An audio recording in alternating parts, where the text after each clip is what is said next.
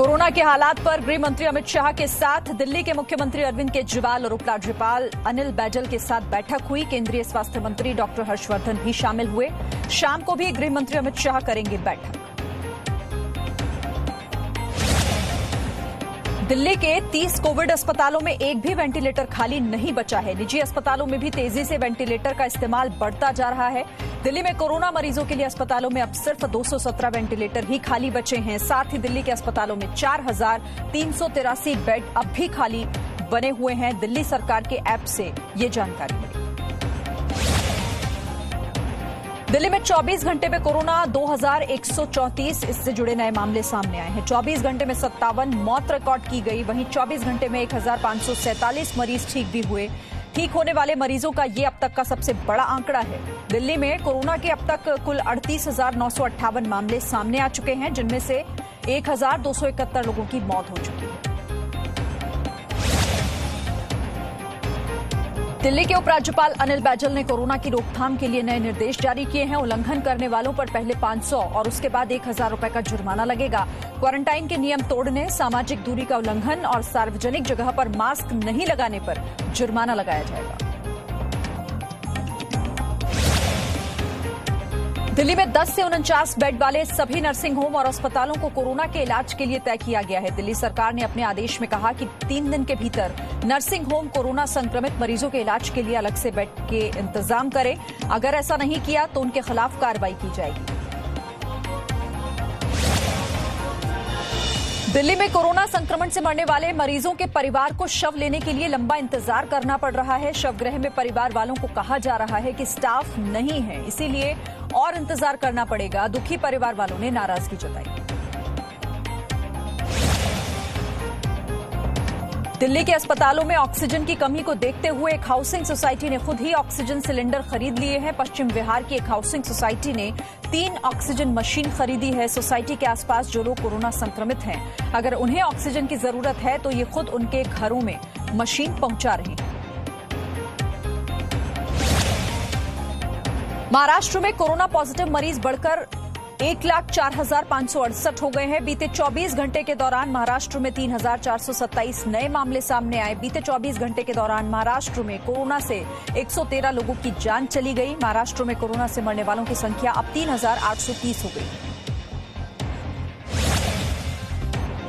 मुंबई में corona positive मरीजों की संख्या बढ़कर 56,831 हो गई है। मुंबई में बीते 24 घंटे के दौरान कोरोना संक्रमण से 69 लोगों की मौत हो गई, जबकि 1,380 नए मामले सामने आए। मुंबई में कोरोना से अब तक कुल 2,113 लोग अपनी जान गंवा चुके हैं। मुंबई में कोरोना संक्रमण से 2 और पुलिसकर्मियों की मौत हो गई। शहर में अब तक 24 पुलिसकर्मी अपनी जान गंवा चुके हैं। शनिवार को हुई मौत में एक पुलिसकर्मी दिंडोशी पुलिस स्टेशन में तैनात था, दूसरा बोरीवली पुलिस थाने में तैनात था। 1,000 से ज्यादा पुलिसकर्मी कोरोना को मात दे चुके हैं।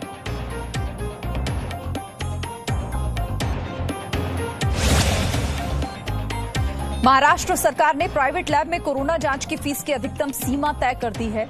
महाराष्ट्र में अब घर बैठे कोरोना जांच के लिए अधिकतम 2,800 रुपए देने होंगे। लैब में जाकर टेस्ट करवाने के लिए 2,200 रुपए चुकाने होंगे। नियमों को नहीं मानने वालों पर सख्त कार्रवाई होगी।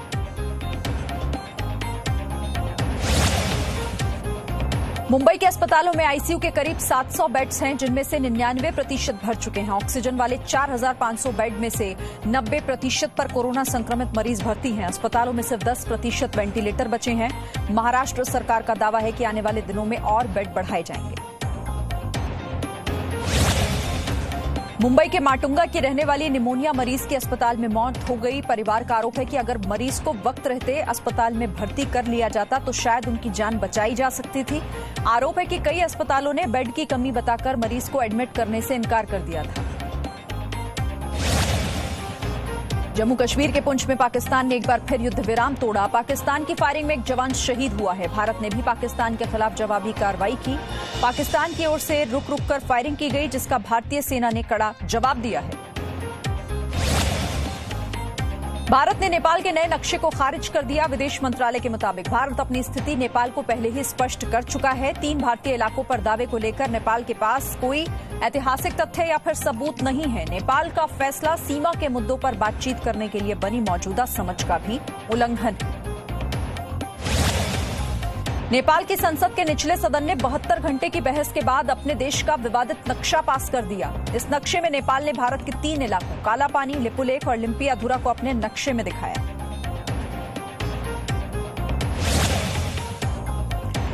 बिहार के पश्चिमी चंपारण में भारत नेपाल सीमा पर चौकसी बढ़ा दी गई। भारतीय सीमा क्षेत्र में पुलिस और एसएसबी की टीम ने गश्त बढ़ा दी है। 2 दिन पहले सीतामढ़ी के करीब भारत नेपाल सीमा पर नेपाल पुलिस ने एक भारतीय नागरिक की गोली मारकर हत्या कर दी। कोरोना संकट के बीच महाराष्ट्र सरकार में शामिल कांग्रेस ने उद्धव ठाकरे से नाराजगी जताई। सोमवार को राज्य में कांग्रेस नेता मुख्यमंत्री उद्धव ठाकरे से मुलाकात कर सकते हैं। महाराष्ट्र में राजस्व मंत्री बालासाहेब थोराट ने कहा कि गठबंधन में हमें जो स्थान मिलना चाहिए था वो नहीं मिला है।